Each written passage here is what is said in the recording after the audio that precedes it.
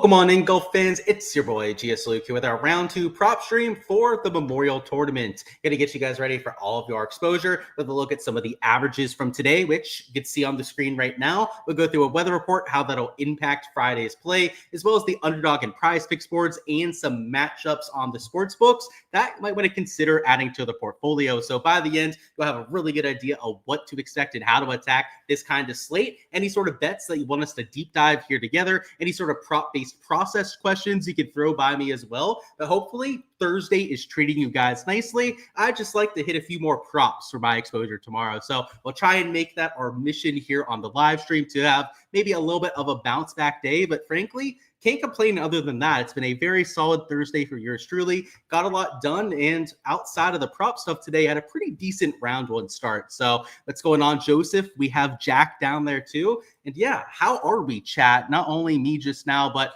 let me know down in chat how you guys are doing yourselves. But outside of that, any sort of questions or deep dives, feel free to let me know. And this time is yours. Morikawa's stat profile, please. Yeah, let me actually just bring up Bet the Number real quick. Actually didn't have that tab opened, which I should have. It is a mainstay, a staple of what we go through. But good thing is it only takes about 10 seconds to do so. So Morikawa's stat profile was extremely favorable, and you can see him at second place, gained over 4 strokes on approach. So I love what I saw from his swing. I think you mentioned on the last live stream that his fade was back and he was dialed in. So your thoughts are backed up by the stats. And yeah, let me know if there's anything else you want to look at there. But first thing we're going to start with would be the averages from the golf course and the weather for tomorrow. And by the way, Rebecca, I see your comment over there. I'll welcome on in as well. And I appreciate the kind words there. But stat averages today played even harder than I thought. And I thought with the wet rough, also the fact that the sub airs would be cranking, and it wasn't going to play easy in round number 1, but I thought it was going to play closer to like 1 over par. So it played even harder than last year. So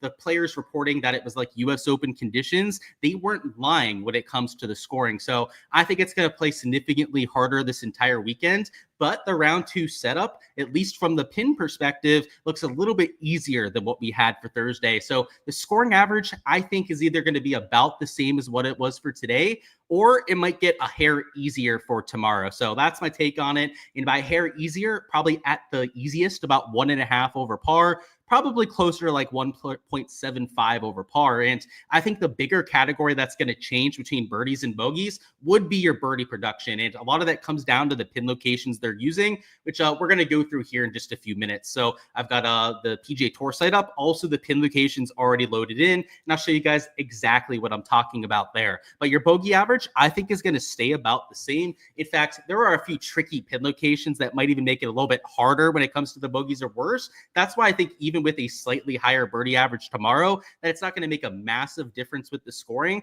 because maybe the birdie average does go up by like 0.1 or 0.2 per round.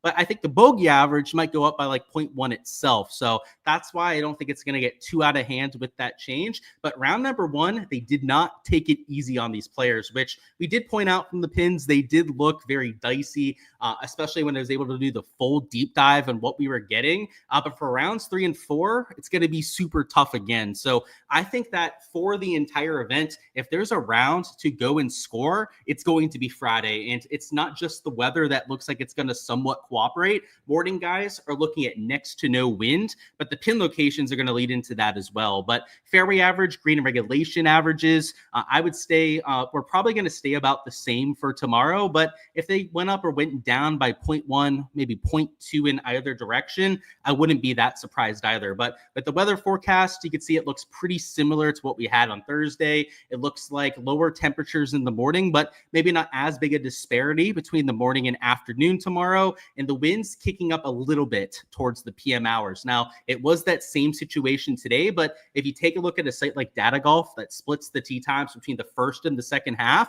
you'll see that the PM waves, so the second half of tee times, which is not defined waves, so it's not as drastic as you'd expect, but it played 0.17 strokes easier towards the PM side. So I would say that it's going to be pretty flat most likely tomorrow. I wouldn't really say that one side's going to play all that much easier than the other. So I'm playing it pretty straight up for fantasy, as I was talking about before. But with these stat averages, I think that they're going to be rather consistent throughout the day as well. So it's not like we have to take our positive stance plays from one side of the draw and then our fades from the opposite side of the draw, which it's not really a bad thing if that's the case. It can actually be used to your advantage if you let it properly happen by getting anti-correlation, maybe boosted payouts on a site like Underdog or Sleeper. But this kind of slate's a little bit more typical, where it's going to play pretty flat across the board and you're not going to have to make this kind of adjustments. But let's go through these pin locations. So let's click on the shot tracker and go hole by hole and show you what I'm talking about. Hole 1 is an example of a pin getting a little bit harder. So the first hole today was about as easy as it can possibly get in this front right corner. So it's you can see exactly where the 3 is right now. Now it's going to be about where my cursor is now. So it's in this back left corner, a longer shot into this green complex. And also it brings the long left miss into play, which is almost an impossible up and down with the sloping that you have in this back quadrant. And it's a longer chip shot if you end up missing the fairway here, which, by the way, it's a 480-yard hole. So if you miss the fairway in this 4-inch rough, you're just trying to hack it up near the surface. If you end up missing the fairway, 95, maybe even more than that % of the field is going to end up short of the screen if they do so. Those guys are going to have a much harder shot to the back left corner than what they had to this front right quadrant today. So I would say this is an example of a hole where the bogey average is going to go up, but the birdie average probably stays about the exact same. Hole 2 is in this front left corner. I would say a slightly easier pin than today, but not by very much. It's about the same yardage as round number 1. It's just a little bit less protected by this front bunker. But what it does bring into play is the sloping towards the left side of the green, which is very extreme as soon as you get off the surface. So anything that misses to this left side is going to go the whole way down where my cursor is right now, which is like 4, even 5 yards below the surface. And then this long left miss into this bunker becomes extremely problematic as well. So I actually think it's going to play maybe like 5/100ths of a stroke harder than today, but not anything drastic, I would say. But actually maybe 0.05 strokes easier than today, but nothing drastic. Like, they're both really tricky pins. The one today, you have that bunker in play. And you can also see something that made today's pin location kind of tough is that it was on a high spot. You had sloping in front of it, that false front even that could take balls off the green. Jordan Spieth, Ricky Fowler ended up making bogey, I believe, because of that sloping. And then you can see the sloping to the right of this hole as well, where if you ended up missing short left and you had a chip running through that pin kind of hot, it was going to come down that slope and go off the green as well. So I think it's maybe a hair easier just because it's like not on a high spot, but it's still got its own difficulty towards that left side. Hole number 4, Braun, now start 3, jumping the gun on it. 3 is going to be on this front right quadrant. So I would say easier than today just because you don't have to carry as much water towards the back. And you have a much wider portion of the green. So this back right corner is one of the smaller portion of greens that you're going to see on the PGA Tour. And it was a super low green regulation percentage. You had a ton of people missing to the left, even people spinning it off the slope and then ending up in the intermediate cut there on the right side. With the larger green, you're going to have a lot more people being conservative here. So I think the birdie average will probably stay the same. So even though it'll play easier, it's not so much that the birdie average on this hole is going to go up that much. This is one of the rare examples with the round 2 setup where I think it's going to be less birdies and less bogeys that are made. So don't get used to this, though, because hole number 3 is one of the rare examples of that. Hole 4 is in the back left, so it is a par 3, a long par 3 at that. That could play close to 220 if they tip it out. So it's about where my cursor is right now in this back left corner. So if they tip it out, it's going to be one of the top 5 hardest holes on the course, maybe even top 3 hardest holes, because it's going to play like 220, 230.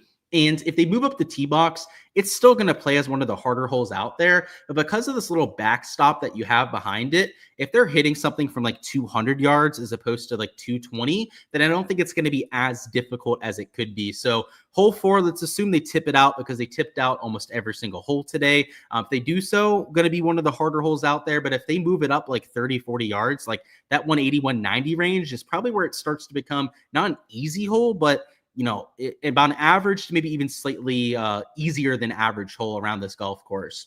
Next up, we have 5, which is a front pin. So this is a par 5 where I think you see more birdies. And by the way, on that last hole, though it is potentially going to play harder if they tip it out, I think you're going to see more birdies at that hole just because of that backstop, even if they do tip it out. So That is something to point out, just a lot more bogeys if they decide to do that. But this front pin location, which is closer towards this front collar, you're going to see a much higher birdie percentage, because not only is the layup to the front right a super easy up and down, but these bunkers aren't overly terrible to get up and down out of. And if you're trying to go for it with a wedge shot, so let's say that you're like Ben Griffin here and you had to lay up on this hole, the shot to this portion of the green is a lot simpler than trying to get it towards this back corner where you start to bring in that water into play. Right over towards here, you've got no water to worry about. So you could be aggressive, try and hit something to 4 to 5 feet, and it's an easier chip shot. That's also going to increase the birdie percentage. But, you could see a 0.1 to even like a 0.15 birdie difference just on this hole alone. So, it doesn't take a lot of like holes to give you that kind of a boost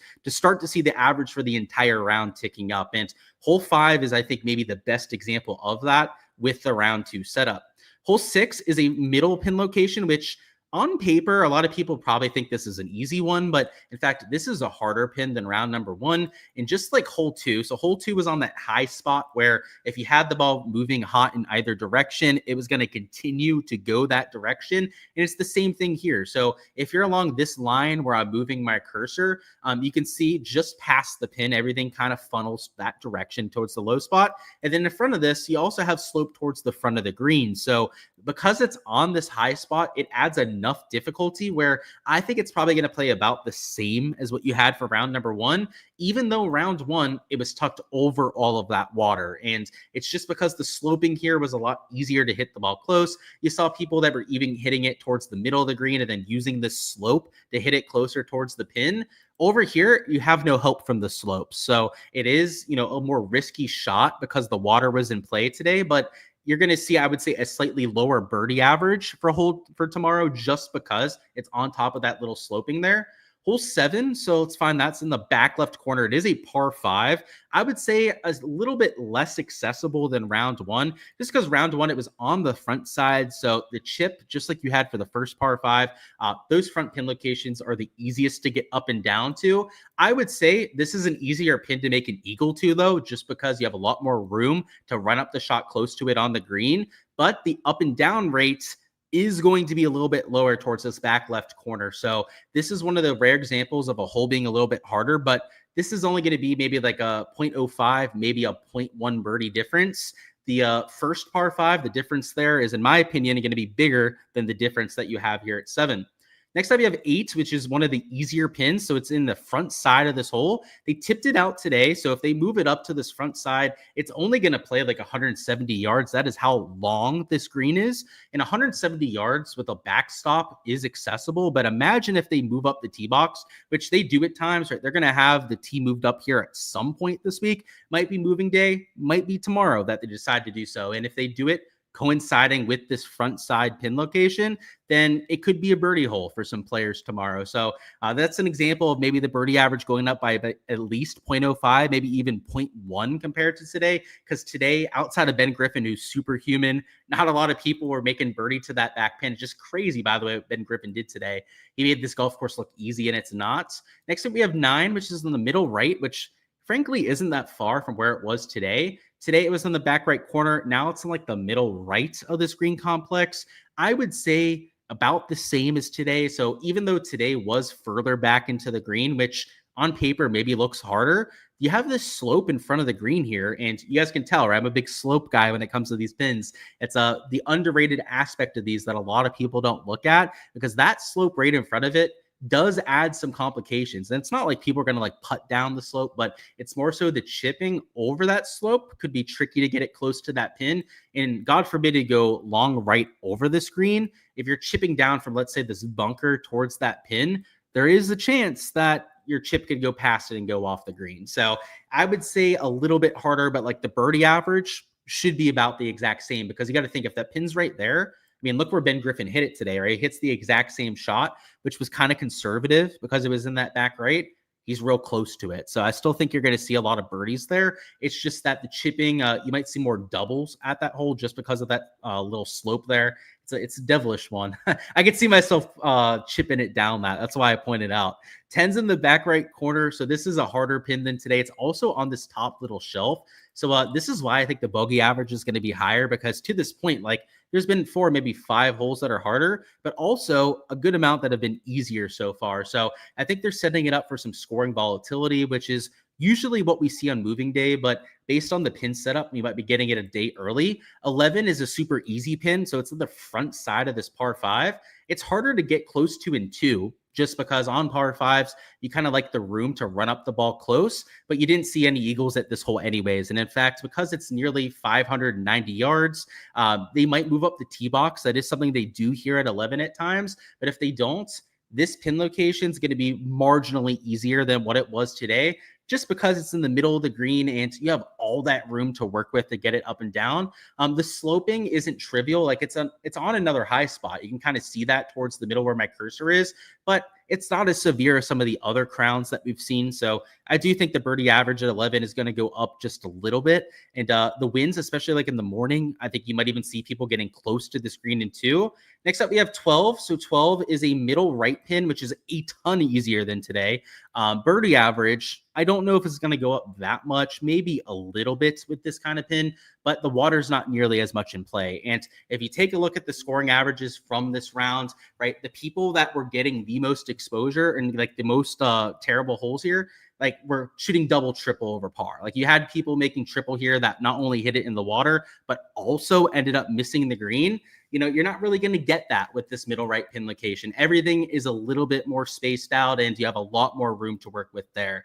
Next up, we have hole 13. So hole 13 is a back left pin. So back left pin is going to be a little harder, I would say, just because it brings in more left to right miss. Also, it's a little bit more tucked in that back left quadrant, but I wouldn't say it's going to be that drastically different, because this front left pin location, really, you couldn't sleep on that either, right? Short-siding yourself in that bunker was absolute death. Next up, we have 14, which is in the middle left of the screen. All the pin locations here are pretty much the same, because the green has an awkward shape where, you know, the front one, you do have a little bit more room towards this front side. So when they use the front pin on moving day, maybe Sunday, most likely moving day, it's going to play a little bit easier than the first few rounds. But compared to round number 1, this pin is almost the exact same, I would say. 15 is a back right pin, so it's a par 5. This is a reachable par 5, though. So this one's easier, and this is a drastically easier pin. And you may say, like, what do you mean, Luke? Right? Like, today it was towards the front. It obviously has to be easier. Well, if that's your thought process, then you're an absolute casual, right? Because you're not looking at the sloping on the green, where you had a slope just in front of that pin, which made chipping to it a little bit trickier. And then it was also a downslope. You can see here, even Ben Griffin, who had that -7 round, missed the green and wasn't able to get it up and down to that pin location. Now that it's in this back right corner, you have some slope that can help you stop it towards the middle of the green and then make it a pretty easy 2-putt if you're reaching it in 2. In the chipping, I know it's a longer chip. That does add a little bit of difficulty, but you have so much more room to work with. Like, even in these bunkers, I think you could see a pretty reasonable up and down rate for birdie out of those.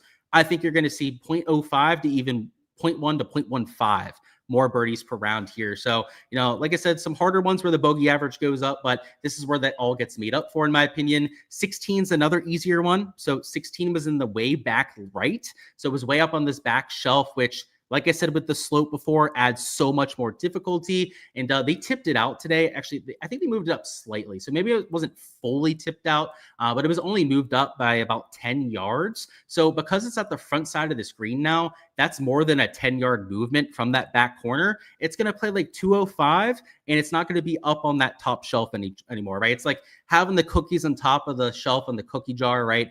You can't reach them as a kid. Your mom puts them way back up there. Getting back to that pin and making birdie like Ben Griffin did today, I think Scotty Scheffler also made birdie at this hole, is like unheard of. Whereas down on this low spot towards the front, it's going to be a lot more reasonable to get the ball close. And oh, by the way, the up and down is infinitely easier because you're not short-sided by going long, which you saw a lot of players doing today. And if you're in this bunker to the right, you have a lot of room to get that up and down there. You do have water behind it, so it is a little scary, but these poor players, they don't scald it out of the bunkers like you and me. But if you miss to the front right as well, so let's say you hit something a little fanned out to the right side, you also have a lot of green to get that up and down as well. So just pretty much across the board an easier pin location. 17 is towards the middle right over here. So this is 491. This is a longer hole, and I'd say a little harder as well, just because you are on top of that sloping, which it's like almost a U shape through this 17th green. So it's on that top spot. Birdie average today, though, at 17, right? I know Ben Griffin, once again, Superman with that kind of a round. Like, no one was making birdie there anyways, though. So it's not like the birdie average is going to change that much. Just more that I think you see more mistakes at 17. And then finally, 18 actually played a little bit easier than usual today. And it wasn't really the pin. It was actually the wind direction, which was favorable on this hole. And I think it's the same wind tomorrow. Don't quote me on that because I have to actually double check that to confirm. But I'm assuming it's most likely the same wind. Wind flips are kind of rare. They do happen, though, at times.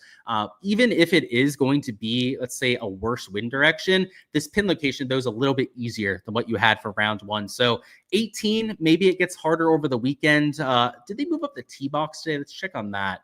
Nope. So they did end up tipping it out for 18 today as well. I guess the wind direction just makes such a massive difference at this hole. I mean, Ben Griffin, he had a 352-yard drive off the tee box. Normally, guys are back here in these bunkers, potentially in the water towards the left side. We'll have to see if the wind makes a little bit of a change tomorrow and if perhaps 18 plays a little bit more difficult. But you can see why I think the birdie average might go up a little bit. I think like 3.1, 3.2 per round is pretty safe to assume. And then the bogey average, I'm going to go to at least 4.25 per round, maybe even to like 4.4 per round. So the stroke average, I was assuming like maybe closer to plus 1.75. But after going through these pins another time with you guys and kind of seeing like how many big numbers could be out there with some of the tougher pins, +2 again isn't out of the possibility range either. Like, I mean, I could see there being more bogeys made that offset the extra birdie production as well. So we'll say plus 1.75 to maybe +2 would be the range that I'd use for the projected field average. So use that as a little bit of a baseline perspective for the next round. And now that we've gone through conditions, just try and find some props and Underdog and Prize Picks to mix in. So any props you want me to deep dive and go through, feel free to go ahead and let me know. But other than that, we're going to try and find some value on here. And I know Underdog had their board up, so we were able to go live at 8:30, but I'm hoping Prize Picks was able to come through, and they have, with a board of their own. So we'll have both boards to go through. I've got some Draftkings odds up here as well so that we can use those for comparison. And I haven't entered anything myself as these boards are just getting posted, but you're going to get to see the deep dive process here, what I look for in my plays, and learn a little bit during the process as well, right? I'm not just going to go through plays and spoon feed you them. We're going to give you the thought process and how to find some of your plays for yourself. Where we leave off? Oh boy, lots of comments down there, huh? So where'd we leave off? We had Rebecca saying, nice call, Morikawa. I appreciate you. Only one round, though. So we'll have to see what he does the rest of the week. And yeah, he only gained one stroke putting with Morikawa. So he's definitely due to keep going out there and striping it. So if he can continue to hit it, maybe even gain like 3 or 4 strokes putting, like that'd be sick. So going on, Bobby says, Luke the prop god. I appreciate the kind words. He said, can I send you a link in the chat to my Patreon page? Steven, there is one in the description. So if you just scroll down, you expand the description, there's a link to it down there. So it'd probably be easier to do it that way because I'd have to bring up YouTube and the link and whatnot. So let's have you click it that way. What's going on? He said, you had Straka over Higgs and birdie or better. You're surprised Higgs went and got 5. Yeah, surprises me too, man. That's hit a really big round for Higgs. I would say Straka didn't even have his best day either. If they post that kind of a matchup again, I'm not a big matchup guy, so you probably won't see that in my portfolio, but you wouldn't get any pushback from me because Straka, great course record around here. Also, some of the best form in the world. I mean, number 2 in my model this week. Yeah, I'd take him over Higgs like 90% of the time. He said pin locations, 3 looks a lot easier tomorrow. I agree, but 4 looks tougher. Yeah, there are a lot that look tougher, Brett, but there are also a lot that look easier too. So it's I'd say a nuanced slate. It's kind of what you'd expect to see too, right? Like normally it's not going to be like all easier, all harder pin locations. The times that we see that, maybe moving day, you see pins that are really easy. Sunday, of course, that's when you get the hard pins. But yeah, rounds 1 and 2, it's usually pretty balanced. By the way, guys, if you haven't already smashed the like button, go ahead and do so. He said, keep pounding Griffin. You don't see him cooling down anytime soon. Yeah, I know you're not biased at all, being a big Tar Heels fan, but I agree with you, man. He's been on an absolute tear. I'd like to see him on the Ryder Cup team at this point. So not too much pushback, but I know you're a little bit of a homer for him, like I am for Jordan Spieth, but that's totally okay. What's going on, Antonio? Welcome on in. He said, Homa is back for real, huh? I'm not convinced yet, man. I've got to see him go out there and actually give us a top 5 before I'm buying the hype, because I mean, we've seen guys pop off for 18 holes. I mean, he's done that the last month or so, right? He's had a really good round 1. Sometimes it's been a really good round 2 where he's popped into contention and then fallen off. Like Quail Hollow had round 3 of to die for. I think it was like -7, -8 at a golf course playing over par. And then what did he do on Sunday? He folded like a cheap lawn chair. And I love Max Homa. That's not meant to be that disrespectful or anything, just a little bit, because that was just inexplicably terrible on Sunday, what he did around there. But that's the big issue, is that those sort of rounds hold him back. But I would say for showdown purposes, so for fantasy for a single round, he's back for that. Like, you could definitely consider him for showdown. I don't think tomorrow's the best format for it because he's going to be higher owned. Let's say that he struggles round 2 though, and then round 3, he's like average to below average ownership. Give me some Max Homa then, because I could see him popping off in these small sample sizes. But until we see it for an entire event, man, I'm just going to wait and see on it, right? I got to see it for real before I really buy in. You may throw a chunk on Homa. That'd be fun, man. I hope he wins. Like I said, I want to see him back for real, but I've got to see it first. So yeah, I'm not going to throw any money on him to win. I'm going to ride out the bets that I've got going. When did Ben Griffin turn into prime Tiger? This is I don't know. He's just like the Lucas Glover syndrome, right? Lucas Glover went like back-to-back wins. Tom Kim looked like a god for a month a few years ago. Xander Schauffele, he won like 3 out of 5 events or something back in 2021. DJ, right? He went on like a 2-month stretch where he won like 4 events or something like that. He's just peaking. He's having his time of his life. He probably won't play this golf ever again. He won't play to this kind of a level, but I mean, they know that, especially like a Ben Griffin. He's not on the same level as a lot of those other players we've mentioned, but it happens. Sometimes you're just playing really, really good golf. And I've got to say, I know my guy, Bobby, he said he's always been good. He's been good, but he hasn't been great. Like, you got to remember my guy, Bobby here, really big Tar Heels fan. So he's, like I said, he's sipping the Kool-Aid a little bit on Homa there, a little bit too much, I'd say. The Masters snapped him out of it, and he's found what he had lost. That's a theory. I don't necessarily agree with it. He said best course on tour with the length and postage stamp greens. I think it's in my top 3. I don't know if I could put it at number 1, Joseph, but in terms of playability, it's in my top 2, I'd say, of courses that I want to play in the PGA Tour. Like I said, really big Tar Heels fan, but that's totally cool. Towser saying he was due for the hangover after the win. He's not cooling down. Let's check back in after Sunday. I wasn't somebody who really called for the cool down or the hangover or anything, but I would pump the brakes a little bit here on a Thursday afternoon, right? Touting the victory lap and whatnot, because he's got a long way to go. Lowry, pretty decent, that's for sure. Let's see. We're looking for questions, by the way. I appreciate the comments, but we're going to go through the questions. He said, yes, this cat's the best. Hey, I appreciate the kind words. What's going on, Bradley? Yeah, so expand the stuff in the description. You'll be able to see it. And yeah, there's a lot of fun stuff down there. I don't always talk about the stuff in the description, but there's community contests that I'm throwing down there at times. You've got links to like other live streams and stuff. So yeah, always be doing so. Like if you guys are somebody that doesn't expand the live stream stuff, you don't have to do it every time, but there's always some good stuff down there. So can't lay top 5. I like that. He's got a great track record around here. Also gained a bunch with the ball striking today. Yeah, smash the like button, as you've heard from a few of our guys down there. Looking at Homa over 3.5 birdies.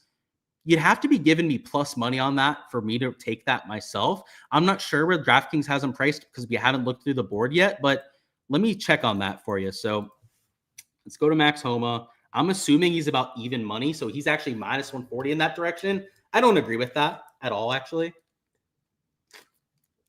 I think he should be juiced under.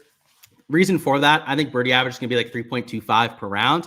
Max Homa has been a below average player for 6 months at this point. So even if we think that he's back, he's playing his best golf and whatnot, you'd put him at the field average, I'd say, on a good day. Like it'd be way too early to be projecting him as an elite tier player again. So let's give him an average to a slightly above average projection. slightly above average projection, gaining a quarter of a birdie to a round, that's very respectable. That's top 20%, top 25, top 30 percentile in this sort of field.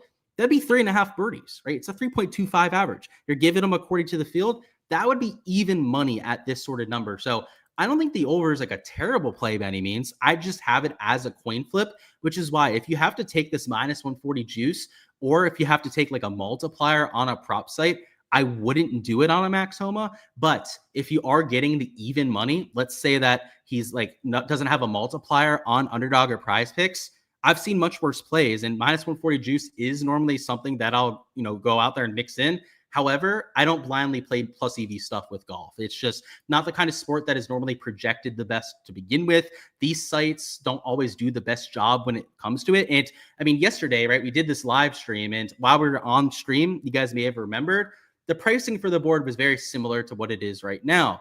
They had guys like Pavone at like minus 130 under. They had guys like Homa at like minus 135 towards the over. So like there's some variation in these lines, but they were all pretty much about the same.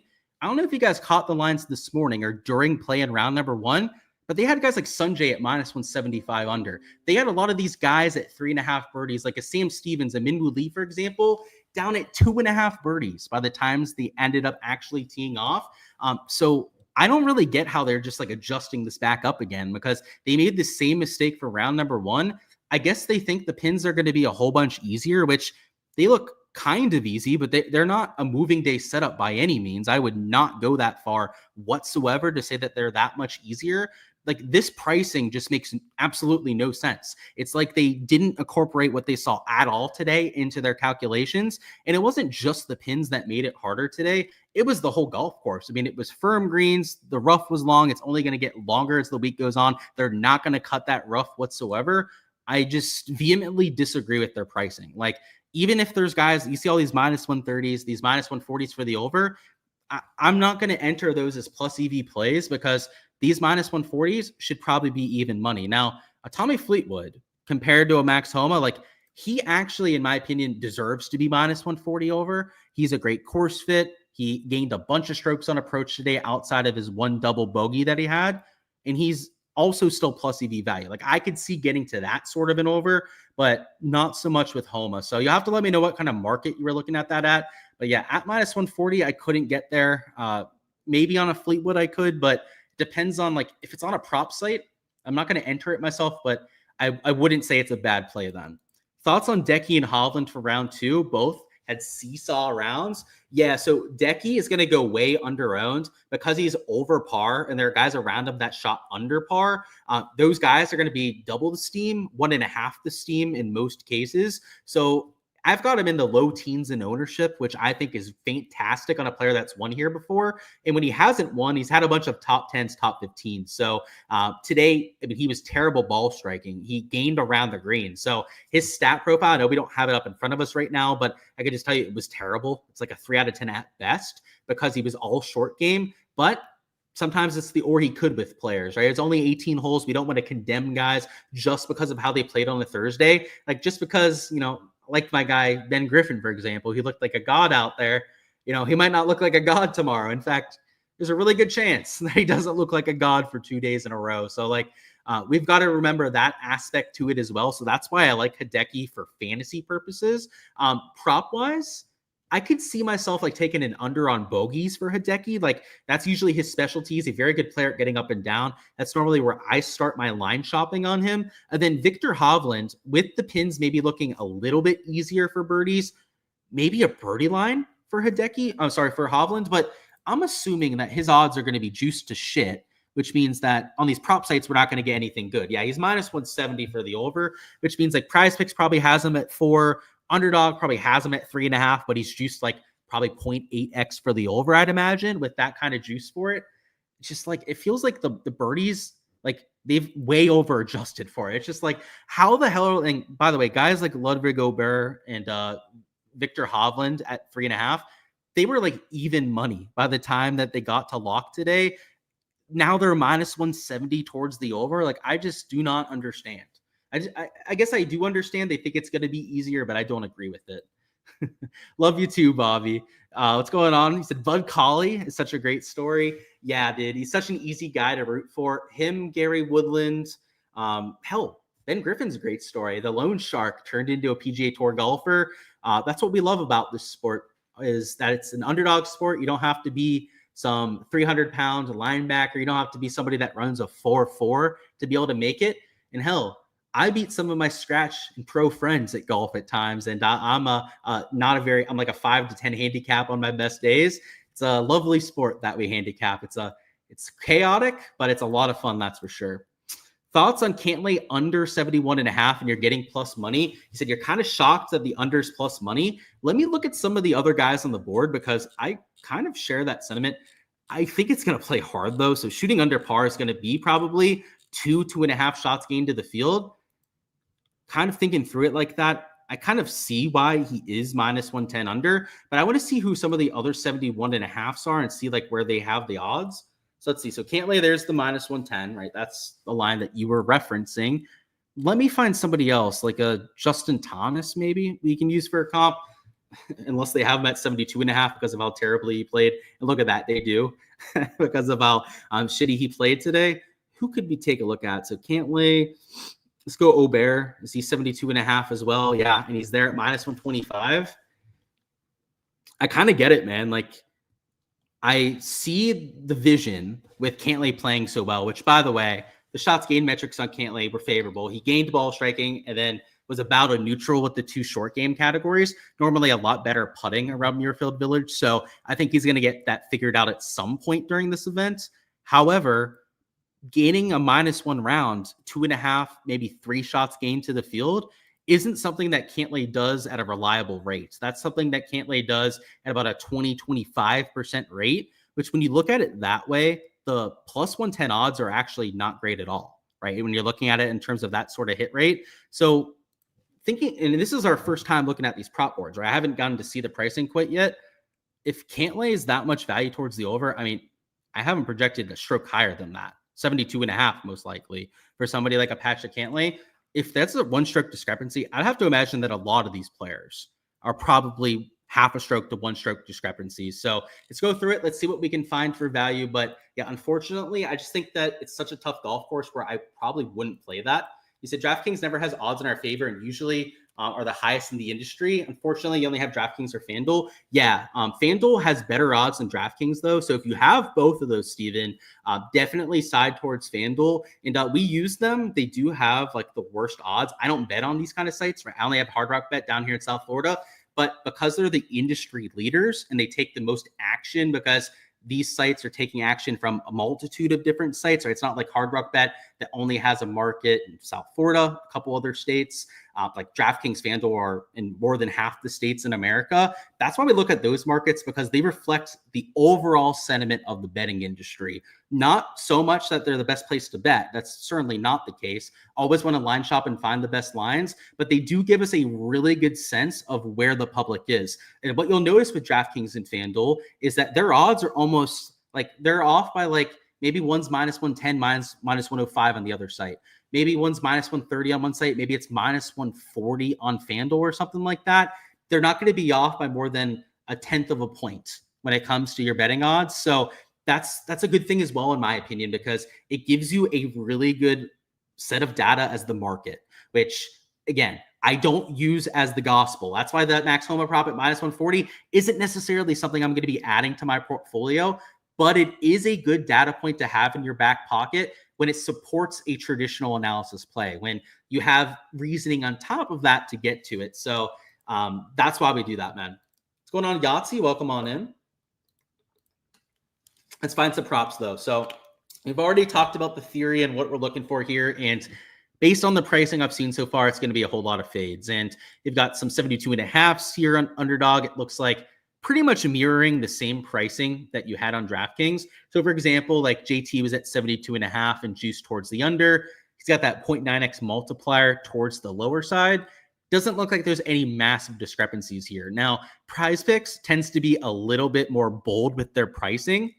they'll sometimes move around these guys a little bit more than what we have on other sites. So, for example, Justin Thomas is 0.5 lower. Rather than having that multiplier in that direction, they've got him at that sort of price. And for example, Patrick Cantlay, who I think was like minus 140 towards his over on DraftKings, minus 135, something in that range, he's at 72.5 strokes. So he's 0.5 higher on the price pick site. So there's going to be a little bit of line shopping comparison that we can do between these two different sites to try and find the best line value available. But based on what we're seeing, it feels like Underdog would be the place to play, because if we're on a fade board, which again, we haven't looked at every category, so there could be exceptions to the rule based on the pricing. But if we're going to go with all fades on a slip, just to show you the difference, right? It'd be 2.5x if we took 2 fades on prize picks.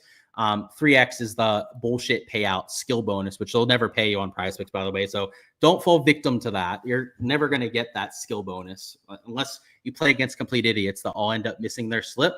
On Underdog, though, let's just pick 2 random strokes props. Again, those were just 2 random guys, not necessarily a slip that we're going to take. It paid 2.7x. So that 2.7x difference compared to 2.5, a whole 0.2 unit difference, doesn't seem like a massive difference, but over the long haul, that is going to have a massive difference on your ROI. So it's actually just search by strokes props so we can isolate that market, just because that's the one that we've kind of looked through the most. And I want to see what they have Max Homa at for strokes, because if they have like a JT at 72.5 and then slightly juiced under, like, yeah, you'd have to think that Max Homa would be juiced towards the over. And maybe he's not the best player to pick on. I'd actually rather fade a Ben Griffin just because he's in the lead. He's dealing with some of the pressure of being in that situation. If I could spell his name right, we could find the odds a little bit quicker. But yeah, he's only minus 125 towards the over. So I guess at least compared to the sports books, Homa might be a slightly better value there. But let's look at Novak. Let's look at Siwoo Kim as well. I'm not against a Novak fade. He putted his ass off today, also minus 125.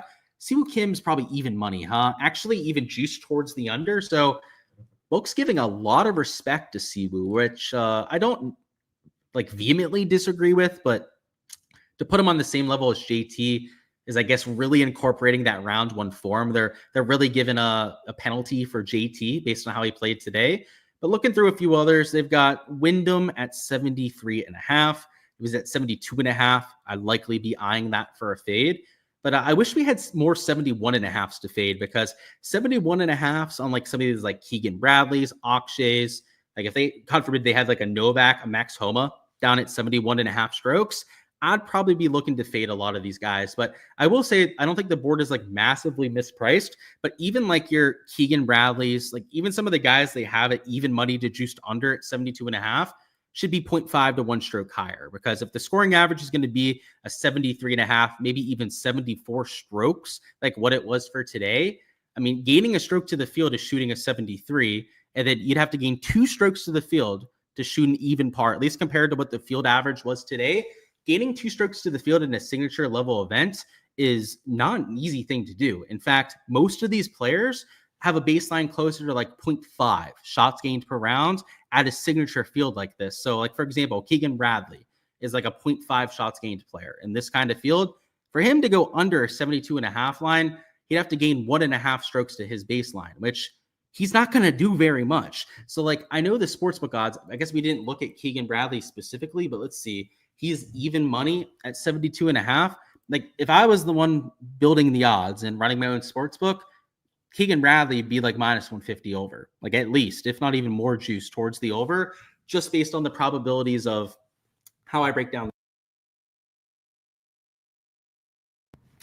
So with that in mind, right, if I think Keegan Bradley would be that kind of value, a Max Homa who's already that minus 130 for the over, it'd be pretty significant value in that direction. And just to see if they have him at the same number on prize picks, I wasn't able to catch his prop before when we were going through it.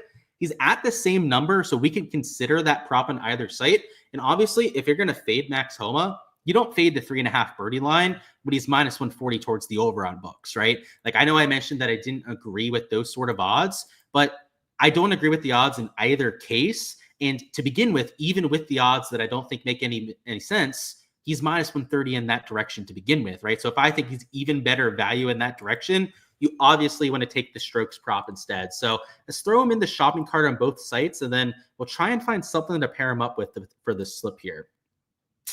Let's see.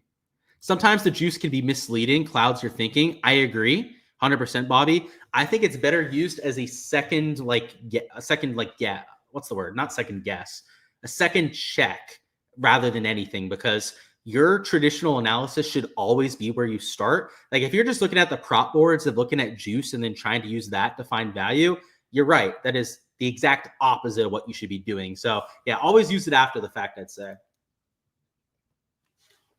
Joseph, let me know when you're down here, man. I'd absolutely love to play if you're down here. I'll try to play as often as I possibly can. Scotty's due to hit fairways. You're bending them over at plus 135. So yeah, average today, just to go back to that, was 9.18 per round. He's a well over the average driver when it comes to the accuracy. That 9.5 and him being juiced so towards the under, I don't agree with. In fact, I think your plus 135 bet there is insanely good. And I'm assuming it's plus 135, right? Not minus 135. We'll just double check that here together, because I'd project him for like 10 fairways. And I'm not sure where you're getting that plus 135, because they've got him at 10.5. Maybe I misread your comment. That obviously could have been it as well. But at 9.5 plus 135, that would have been nuts. Yeah, 9.5, definitely do it. Then sips a little blends too. Yeah, man, hey, it sounds like a good afternoon for me. Let me know when you're heading down here. He said, might as well put some scratch on Scheffner. Yeah, I'm thinking about it. He's kind of like a hedge I'm considering with where Colin Morikawa is. We'll have to see what we do. You think you like all these unders on strokes because Griffin shot -7? You might, Antonio, but look at the rest of the field, right? Like the cut line's +4 right now. I think that's what I'm using to kind of ground myself with these strokes, is that scoring average was plus 1.95, and like a lot of guys shot like +7, +8 today. So it's hey, if you're dialed in, Ben Griffin showed everyone that it's possible to go low, but you've got to be dialed in. There's no way around it. Like Ben Griffin hit almost every fairway today. He threw darts and then he made putts. Like it's just hey, it's hard to shoot bad when you do that. You said Scotty just went up. That 9.5, by the way, I thought was a really good bet. So good job with that. If I saw that, I probably would have nuked it for like 2 or 3 units. So that is a very, very sharp bet. Let us know if you see anything else like that, man, because that was a good one.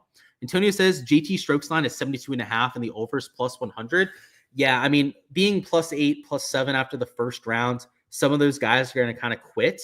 I think if you can find any plus 100s on guys that are out of form, I'm totally for that, because like I said, 74 scoring average, gaining 2 strokes to the field is tough, especially tough when you're not in form, like a Justin Thomas. So let's find another one of these to mix in. And I want somebody without a multiplier, or if they have a multiplier, I obviously want it to be like positive towards the over.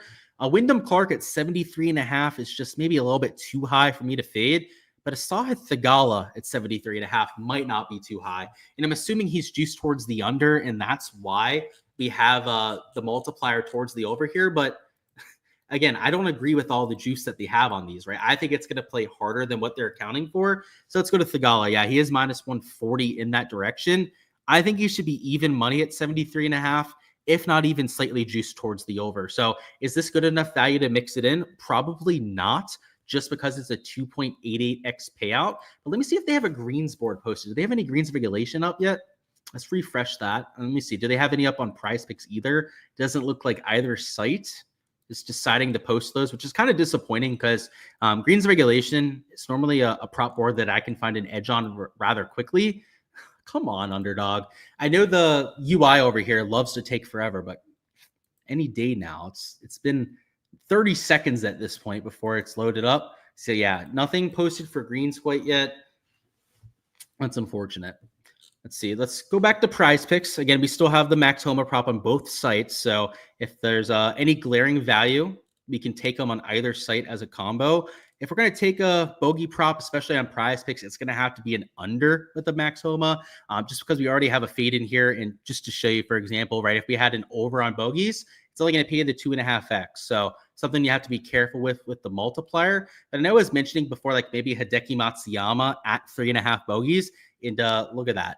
We get that exact line on the books. Now, this is where I like to do the double check, right? Like based on the stats I'm looking at, if I'm going to take a positive stance play, I thought this one might make sense. But let's see what Draftkings thinks about it. So they've got them at about even money at that sort of number, which kind of scares me, because if you guys remember, they think it's going to play easier than I do. So if they have this at about even money, that becomes a little bit of a red flag. So let's see, a Lowry, maybe we can line shop him. I'm just kind of curious where they have some of these other guys. So a Lowry is also about even money. Oh, I didn't mean to do that. Sorry if that screwed up the live stream. Let me double check that. Okay, it looks like we're good. I dragged off the tab into another dimension, but it looks like we ought to get it back in there. Scotty's at 2.5. I'm looking for elite tier bogey avoiders. Like Sepp Straka is one of those players. I'm assuming, though, probably even money, just like these other guys. Yeah, at that same exact kind of number. Yeah, there's like no line value on here. It's all kind of getting sucked out of the board. In fact, if you're looking at these guys at 3.5, like a Sanjay Robert McIntyre are probably juiced towards the over. But the issue is if we want to take those sort of props, is you're going to get a terrible payout here on the prize pick side. So that's why we try and stay away from that for the most part. We can look at fairways, though. Fairways is always something that we can at least line shop. And what I like with fairways is with the soft conditions, you had a 9.18 average today. I wouldn't hate some overs on an accurate driver, but I mean, they have this price to oblivion. In fact, they have these guys probably too high in a lot of cases. Like almost the entire board is projected over the field average, which, I mean, you've got to say, like, I don't agree with that for the most part. So if I was going to try and find overs here, I don't see a whole bunch of value. We could go back to Hideki. I don't know if I'm going to have the stones to do it quite yet. He should have gone over his fairway line today. He went under by 0.5, and that was with some like nasty duck hooks off the tee that he hasn't hit all season yet. So it's just so annoying to see him do that and end up hooking us by 0.5. But let's do the double check on this. Oh, God. Are we really going to subject ourselves to this? He's minus 150 towards the over now. Oh, no. Dude, like out of principle, we have to play it, right? He's minus 150. He's even better value than what it was before. And what I'll say about the fairways, I know I mentioned it off the bat, but maybe you guys are just joining us. This average is not going to move that much. And you can see an Underdog with that. He's got a massive multiplier there. The average isn't going to move that much because the fairways aren't going to dry out.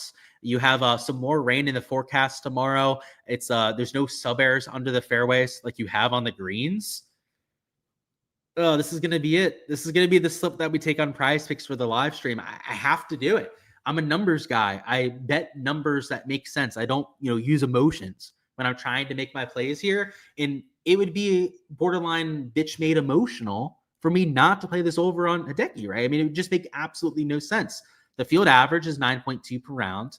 He's an above average accuracy player. He's gained accuracy to the field in 4 of his last 5 events.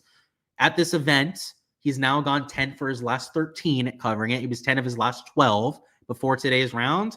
And if he gets back on the horse with that minus 150 juice, then this gives us a full 3x payout, right? And that's why we tried to find a positive stance play to mix in with it so that we could get that full payout at our disposal. So that's going to be the free slip that we take for round number 2. For every single piece of exposure as I get to it, make sure to check out my Patreon page for that. That's where I post all the prize picks and underdog stuff that I'm entering, as well as the 3 balls and matchups. I post those into the Discord channel as well. And there's not always like a ton of matchups and 3 balls that I'm entering for every round, but as I get to those on Hard Rock Bet, I do post those for all my members over there. You can tail them if you'd like. Obviously, only take the ones that you truly agree with yourself. That is always my take on these. And, I'm a tout. I like to give you guys my exposure so that you can tail it when you'd like to. But if you vehemently disagree on something, like my guy, Bobby Bombs, for example, right, with his guy, Ben Griffin. If I fade Ben Griffin, which might happen, I think there's a good chance I do. Just because he's in the lead, right? There's a lot of pressure involved with that. So I like to fade those guys in a lot of different scenarios. Like if you're Bobby, though, you don't have to tail that, right? If you don't want to bet against your guy, then don't do that sort of thing. So make sure to check out all that on the Patreon page for every single piece of exposure that I'm getting to. And the beauty of my Patreon page, I mean, obviously we talk about the reasoning here together of why I'm getting to these different kind of props. But on the Patreon page, I give you guys the process, the projections, and all the averages, weather report for every single round to teach you how to be a better of golf, right? Not just to give you guys exposure to tail for yourselves, but to give you guys perspective into what a pro bettor is looking at that generates income, right? Generates most of his income from betting on golf itself. That's what you get from joining my Patreon page, right? You get that kind of insight. You try to find ways, you get different edges to try and find when breaking down golf boards, and every single piece of exposure I'm getting to. And to top of that, guys, I also do have the DFS tier that a lot of you guys are probably familiar with. Of course, I had the fantasy live stream a little bit earlier on tonight. But for all the showdown stuff for rounds 2 through 4, you can also find that on my Patreon page as well. So it's got my entire player pool on there. Earlier tonight, this is the version that I showed on the fantasy live stream on Ship It Nation. But we've got projected ownership for every player. This was the top 11 in ownership. So if you're curious and who's going to be chalky or really popular tomorrow and used in a lot of builds, it's going to be these guys towards the top. And like it says over here, you guys can find these projections in my player pool, also over there on my Patreon page. But let's catch up on any last second questions that you've got. And then we're going to go through matchups and 3-balls as well. If you're here for the sportsbook side, I did not forget about you guys. I just need to bring up the board real quick so that we can remind ourselves, and then we'll try and find some value. And let's do the listed round ones. I don't want the ones with ties. Those are just absolute dog shit. JT is a roller coaster. You can never hit a JT bet for that reason. Yeah, he's a roller coaster for sure. I feel like my hit rate on him is pretty average, I'd say, on Justin Thomas. Jordan Spieth is a roller coaster, but I've got a pretty good sense for Jordan Spieth. So I guess it kind of depends on the player and how it works out for me. English at 72.5. I like that for a fade. Yeah, 72.5. I'm not sure what the odds are going to look like, but you know, if you had guys like Homa at -130, I wouldn't be against that. He said Nick Taylor under on strokes. What's he at? 73.5, I'm guessing, if you're looking at an under on strokes. If he's 72.5, I'd have to disagree there, but he's at what, 73.5? If you're going to take an under, I think you'd want to do it on guys that are 73.5 if you're going to do anything, just because a +1 round still gets the job done. But, you know, we've already outlined the issues of getting to even par. It's going to be tough to gain 1.5 to 2 strokes and do that. Homa over 9.5 at +135. He said fairways have been top 20 over the last 24. I'd have to do the fairway research myself. I didn't realize he was hitting all those kind of fairways, Steven. But if what you're saying is true and he is top 20 in fairways over that sample size, then at 9.5 +135, that's slight value, I would say. Because, I mean, the average 9.2, if he's top 20 in the field over that stretch, you'd have to have him as an above average driver. So you'd put him at about 9.5 then at the very least, right? That's just kind of rough projections, doing some mental math right here. If he's at 9.5, that's even money at that number, and you're getting +135. Seems like decent value to me. I wouldn't be against that. Sep over 10 fairways, 11 fairways. I don't like those ones that are 10, man. Those ones that are at the even number, then you have to get to 11 to actually cover. It's pretty much like it's a 10.5 line. Now, obviously, you do get the push at 10. That isn't something you can completely ignore. But sites like Prize Picks, I'm assuming that's where it is because Underdog probably has them at 10.5. If they have them posted at that number, Prize Picks, you get screwed on pushes. Like their payout structure for pushes is the worst that they have in the industry. So be a little bit careful with that. Underdog about to lock the site down and change every line. He said they're all scared of Luke. Yeah, that's we've seen it before, that's for sure. But hopefully they don't, because I want to enter some props over there for sure. And yeah, thank you for the kind words, man. You guys are a great community. You guys make it really fun to be able to break down this golf and do it as a living. So appreciate you guys. Thank you guys for being a great audience. If you guys haven't already smashed that like button, go ahead and do so, and subscribe to the channel so you guys don't miss any of the content for the last few rounds. But let's go through these matchups. So what we're going to try and find is ideally some long shots that I think shouldn't be long shots. And based on these first few groups, nothing is really standing out all that much. Davis Thompson is maybe a little bit enticing at +110, but Sungjae Im is certainly not a slouch. Now, this one is interesting. It's not that Max Homa played terribly today, because, I mean, we've already mentioned multiple times that he hasn't. It's that Pavone played a lot better than you probably expect. He gained off the tee. He also gained almost 1.7 strokes with the irons, and he lost almost 2.5 strokes, actually a little bit over 2.5 strokes, I should say, with the around the green play. So if he can chip the ball even just to a neutral tomorrow, that would be 2.5 strokes better right there, let alone if he happens to gain strokes on the greens too. So I think Pavone is a decent sleeper play in general, regardless of what kind of format you're playing. +140 as a matchup bet. I also don't think that's the worst sprinkle I've ever seen either. But let's see what else we can go through. We got Dunlop versus Burns. Dunlop is still a little too early for me to want to go out there and bet on, but he looked a lot better today, as I'm sure a lot of you guys probably noticed. And if not, check out his scorecard. He looked like vintage Nick Dunlop rather than what we've seen for the last few months. And Aaron Rye bounce back isn't the craziest thing I've ever seen, but I do like myself some Tommy Ladd this week. He's one of my top plays for a reason, at least in terms of course fit. He was super high owned for DFS, so not so much from that angle, but I did think he made a whole lot of sense, and I got why he was getting all the steam that he did. JT is plus 100 with form difference. I get why he's the slight underdog there. Long-term is the better player between those two, but I get the slight adjustment after round number 1. You're never going to bet Scotty at like minus 275, but it's also hard to want to bet against him, even with a Straka at plus 225. Not against a Henley at minus 110. I wish he was the underdog there, though, just with how Keegan played today. Like, you might expect them to give him a little bit more of a boost because he shot the -3, but I guess not.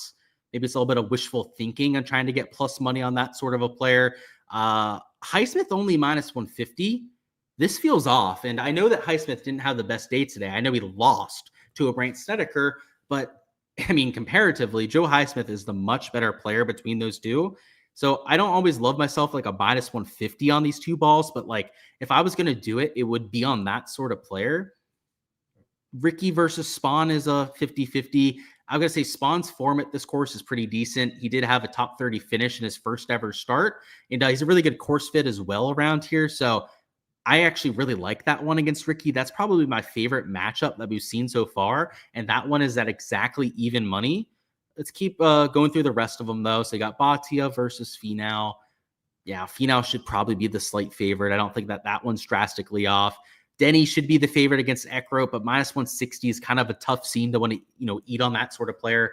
It's not like it's a Scotty or a Xander that you're playing at minus 160. It's a slightly above average guy in Denny, so that's why it makes it a little uncomfortable.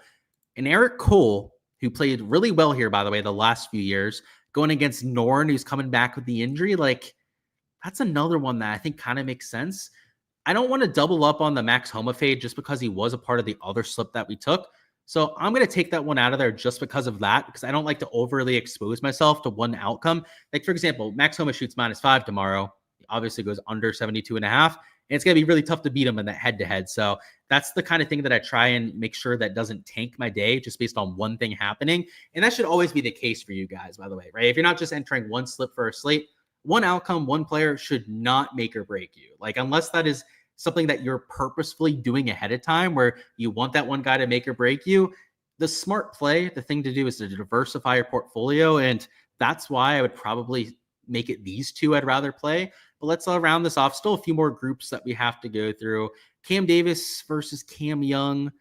I think it should be a coin flip. So like maybe there's some slight value on Davis at plus 100, but you're only getting plus 100. It's not like it's plus 105, plus 110, where it might make it worth playing. Wyndham Clark versus Grazerman. That's a toss-up. I kind of like Grazerman more this week. Grazerman's got the better form, and based on round 1, Grazerman's due for a little bit of regression, so I'm not against that one either.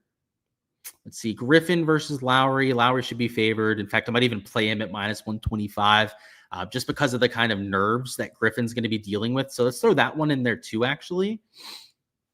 And that's probably going to be it, unless there's anything that really stands out with these last few groups, which it doesn't really look like there is anything that stands out as much as some of these other groups. These would be the 4 3 balls that I want to give some sort of consideration to. And, the issue is for me and not being able to bet these exact numbers is that on Hard Rock Bet, they have them with the tie on them. And I know I mentioned that yesterday when we were going through some of the matchup markets and whatnot, but that changes the odds. It does make them a little bit more favorable if the players come through and win. But if they tie it, it's like the most tilting thing in human history. So they only have the 18-hole match bets posted on Hard Rock Bet right now. So they don't even have the 3 balls on there. So I can't even do my line shopping. But once they get those up there, these are going to be the 4 players that I do my research on first. And, with Lowry, maybe he's like plus money because of that tie being incorporated. If he's like plus 105, plus 110, I'd probably play a Lowry. You give me plus 125, plus 120 on guys like a Grazerman, I'd probably play that. You give me like plus 115, plus 120 on Spawn, I probably consider playing that one too.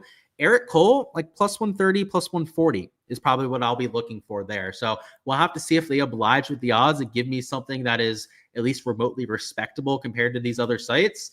But it's the idea here that mostly counts, right? It's the process that I was going through that I more so want you guys to take away from these live streams. Going against the injured golfer and an Alex Noren, going against the terrible ball striking form of a Wyndham Clark, going against the guy who's leading the golf tournament. And, you know, up top, it's like fading Ricky Fowler, right? Who was putting and chipping his ass off today and was kind of sketchy with the ball striking. Like you should have a pretty well-rounded process for everything that you do on golf. And there's not going to be any one answer for breaking down a slate. You want a multi-pronged approach. You want multiple ways to find an edge, whether it's for fantasy or whether it's here for props or for matchups like we just went through. You always want to have different reasonings to get to plays, because when you look at a slate after the fact, it's never like, oh, if you just did this one thing, you took down the absolute nuts. It's oftentimes a lot more complicated than that. So that's why it's important to have a well-rounded process to try and, I don't want to say overcomplicate things, but to add enough complexity into your process where you're not just getting the same result every single time. Because if you only have one, maybe two things you're incorporating in your process, then you're going to be betting the same players like over and over again, especially the guys that kind of do the same thing with the stats.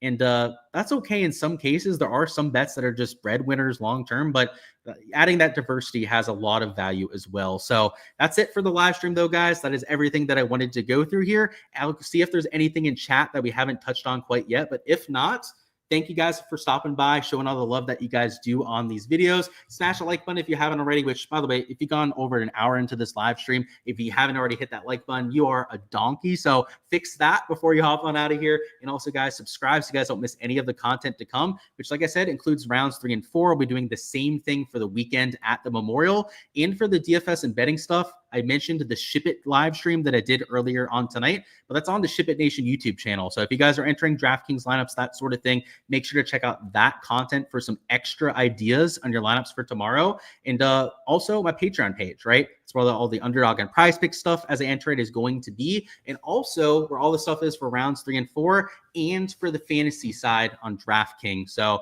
it helps support the channel, right? When you guys join the Patreon page, it helps me do this free content, teach you guys how to be better bettors and better DFS players for golf. And it lets me have my dream job at the same time. And like I said, I always like to say thank you. I always like to show as much appreciation as I can to all my viewers, because without you guys, I'm nothing, right? Without you guys showing the content, telling other people about the stuff that I do, helping get the word out there and all of that kind of stuff, I couldn't do anything, right, that you see here on this channel. So I owe all of my success, anything that I'm doing here, to all of you guys. And the Patreon page is the best way to continue that sort of support. So I appreciate everyone stopping by for all the support that you guys have shown. And let me see, any last second stuff here.